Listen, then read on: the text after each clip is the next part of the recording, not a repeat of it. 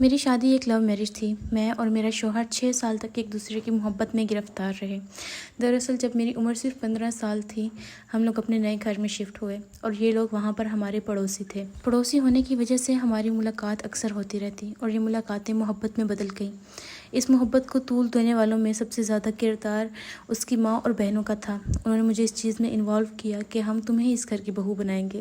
اس کی بہنیں کہتی کہ تم ہی ہماری بھابھی بن کر اس گھر میں آؤ گی، اور میں اس چیز میں مسلسل گرفتار ہوتی گئی اور گھرتی گئی۔ کچھ ٹائم بعد ان کی فیملی اور میری فیملی میں لڑائی ہو گئی۔ اس لڑائی کی وجہ سے ہمارے سامنے یہ بات آئی کہ جو یہ لڑکا ہے یہ نشہ کرتا ہے اور شراب پیتا ہے۔ صلح ہوئی تو کچھ ٹائم بعد ہمارے رشتے کی بات چلنے لگی، اور اس بات میں بات یہ بھی نکلی کہ آپ کا لڑکا تو شراب پیتا ہے، جبکہ میرے سسرال والوں نے بولا کہ یہ آپ کی بیٹی کی محبت میں شراب پیتا ہے۔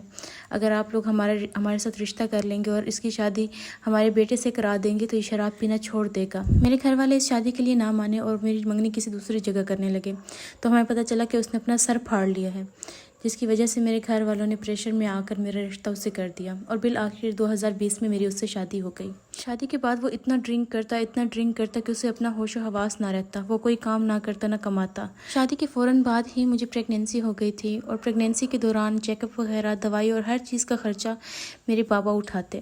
میرا شوہر کسی چیز کی کوئی ذمہ داری نہ لیتا، اور اب تو اس نے مجھے مارنا پیٹنا شروع کر دیا تھا۔ 2-3 بار اس مار پیٹ سے تنگ آ کر میں اپنے بابا کے گھر چلی گئی، لیکن پھر میں واپس آ جاتی۔ آہستہ آہستہ کر کے وقت گزرتا گیا اور اللہ پاک نے مجھے چاند سا بیٹا دیا۔ جب میرا بیٹا صرف 20 دن کا تھا، میں نے اپنے شوہر کا پہلا افیئر پکڑا، اور بس پھر یہ روز کا معمول بن گیا، کبھی کس لڑکی کے ساتھ تو کبھی کس لڑکی کے ساتھ، اور یہاں تک کہ اس کے رابطے کال گرلز کے ساتھ بھی تھے۔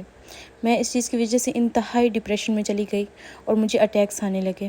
میں شدید قسم کی ڈپریشن میں چلی گئی تھی، جس کی وجہ سے مجھے پینک اٹیکس آتے، اور ایک دن پینک اٹیک کی وجہ سے میں ہاسپٹل چلی گئی۔ 3 دن میرے سسرال والوں میں سے کسی نے میرا حال تک نہ پوچھا۔